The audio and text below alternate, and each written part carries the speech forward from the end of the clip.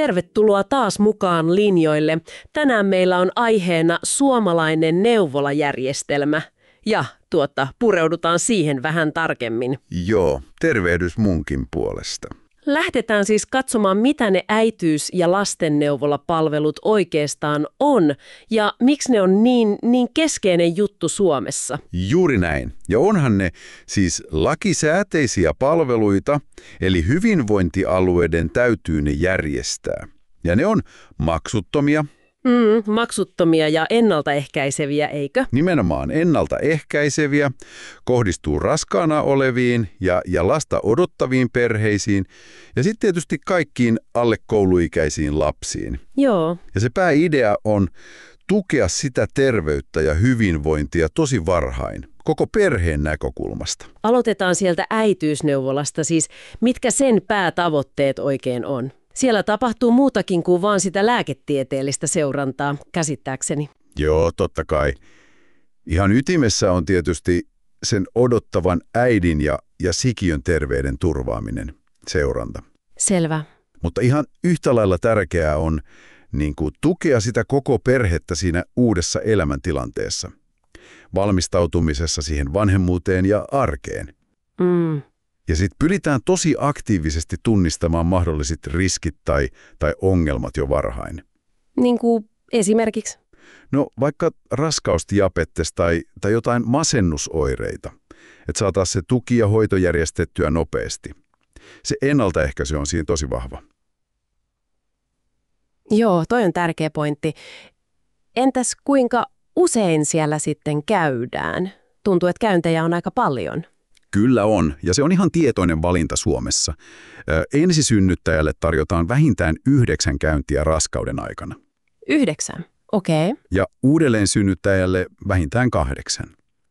Ja näistä käynteistä yksi on erityisen tärkeä, se valajaterveystarkastus. Lajaterveystarkastus, joo. Milloin se on? Se ajoittuu raskausviikoille 13-18, ja siihen kutsutaan aina molemmat vanhemmat tai puoliso mukaan. Miten siinä laajassa tarkastuksessa sitten erityisesti tehdään? No siinä lääkäri ja terveydenhoitaja katsoo sitä tilannetta vähän laajemmin, koko perheen tilannetta. Okei. Jutellaan vanhemmien terveystottumuksista, voimavaroista, parisuhteesta, mahdollisista tuen tarpeista. Käydään läpi myös niitä seulontojen tuloksia. Eli se on paljon muutakin kuin vaan se sikiön tilanne.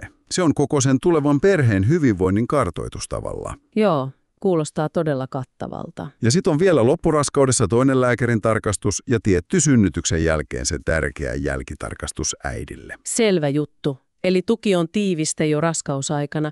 No mites sitten, kun vauva syntyy, mennään sinne lastenneuvolan puolelle? Joo, lastenneuvola tavallaan ottaa sen kapulan sitten äitiysneuvolalta ja tehtävä on jatkaa sitä perheen tukemista. Eli edistetään lapsen ja koko perheen terveyttä ja hyvinvointia. Juuri näin. Alle kouluikäisen lapsen ja perheen. Siellä seurataan tosi systemaattisesti lapsen fyysistä, psyykkistä ja sosiaalista kasvua ja kehitystä. Eli pituutta, painoa, taitoja ja niin edelleen. Just ne. Motorisia taitoja, puheen kehitystä, sosiaalisia taitoja. Kaikkea tätä. Ja ne rokotukset on varmaan se, mistä useimmat neuvolan tietää. Joo, se on varmasti tunnettuin tehtävä. Lapset saa siellä ne kansallisen rokotusohjelman mukaiset rokotteet, tosi tärkeä juttu kansanterveydelle. Totta kai. Mutta siis lastenneuvolan rooli on paljon laajempi. Vanhempia tuetaan siinä kasvatustehtävässä, annetaan tietoa ja neuvontaa lapsen hoitoon, ravitsemukseen, kasvatukseen liittyvissä jutuissa. Vahvistetaan sitä vanhemmuutta. Aivan. Ja mainittiin ne laajat terveystarkastukset äitiysneuvolan yhteydessä. Niitä on ilmeisesti myös lastenneuvolassa. Ne tuntuu olevan aika keskeisiä. Todellakin ovat. Ihan keskeisiä. Alle kouluikäiselle lapselle järjestetään vähintään 15 terveystarkastusta kaikkiaan. 15. Aika paljon. On. Ja näistä 3 on laajoja. Samantyyppisiä kuin siellä äitiysneuvolassa. Ja missä iässä ne on?